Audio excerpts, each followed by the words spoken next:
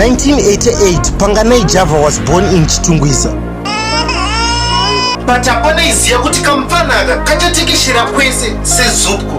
Munhu ari kuyonyora kuti hanzi ukurarama kalife ngekajinimbi. Isa kuti jinimbi wacho ndiani? Ndoona munhu anogara dombosha amanaka. I'm Hasta PV. Today I will review my point of view on Passion Java's secrets of trending.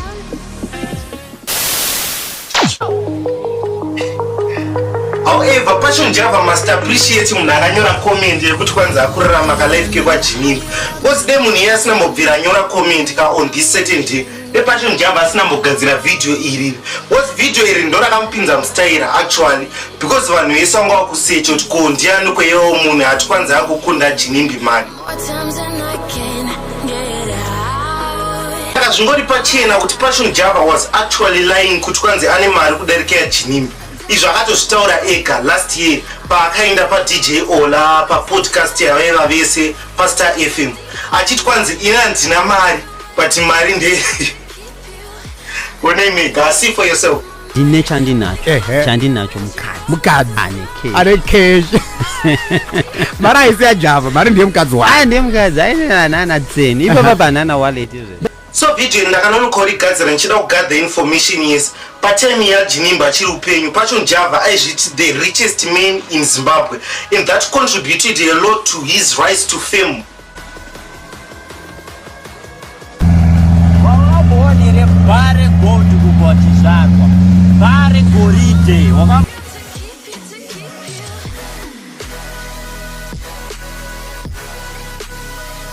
So this was like an introduction to Passion Java. Kuti Passion Java yavapo ndoyanga iri intro iyi ndozvinhu zvaitopisa muma streets gore iroro kuti who is richer Jinimbi or Passion Java.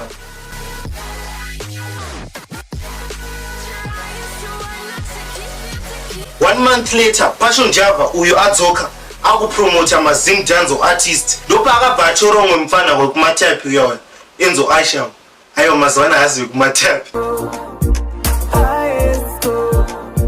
One thing I salute about Passion Java ndeyekuti he mastered the art of relevance. Passion Java habvumi kupera hadupera and later on Passion Java is seen akunetsana Enzo one of my first artists akatanga kupromota and izvi zvakatanga kukonzeredza mhirizhonga mastrots mastrots social media vachiti ko Passion uyu ari kufamba sei noti apa dhimoni manje apa rekuda kutrenda ranga radzoka. Passion Java ane dhimoni rekutrenda afa akapera. Vese fura Enzo aisho tinopezo na Passion murimbwa dzana stack. Saka Passion Java abagara pasi obva ati saka kunetsana kwandaita naEnzo kwanipa maviews akadai so obva ati I want to double it. Saka each month mukanyazozvitarisisa Passion Java anonetsana with a celeb so that celeb yoyo vanhu vanomfollowa vanotanga kumuziva Passion Java kuti ko ndiani ko munhu ari kupindurwa kana kuti naMadam Bosst kana kuti naBaba Harare. Muri kuona kudai so Baba Harare ane face nenge zizi rikuyamwa. Passion Java akati kwanzi handigumiri ipapo then he called himself the Gaffer Prophet. Kuti Gaffer vanhu vakashamisika mumastreets esocial media kuti undiani kumunhu akuzviti Gaffer risi zita raWingy D here because Wingy D ndiye anonzi Gaffer mino kana makambonzwa masongo ake Gaffer ndiye anonzi Gaffer. Passion Java akati handisi kugumira ipapo pakuzviti Gaffer Prophet obva aisa over 70 billboards.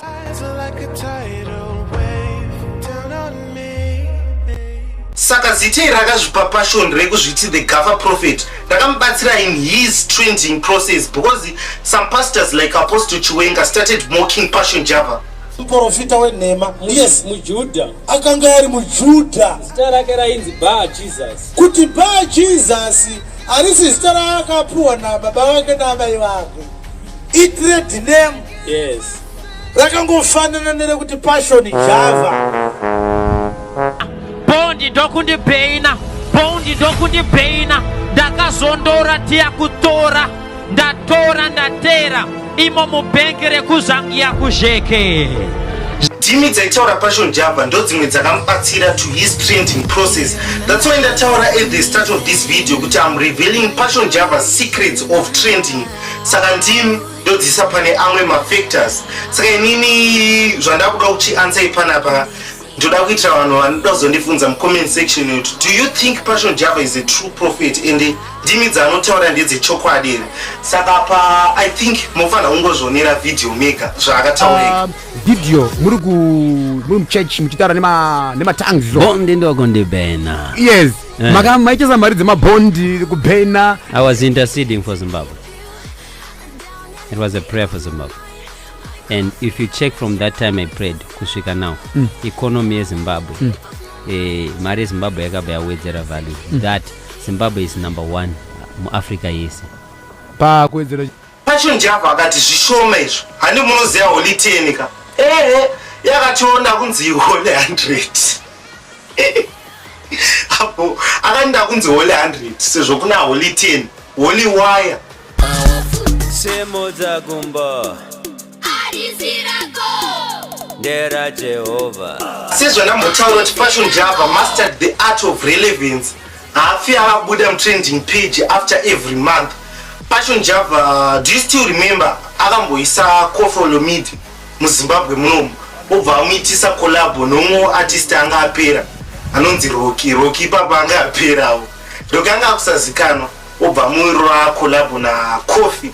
Ene ngoma racho rakaita hit rakapisa.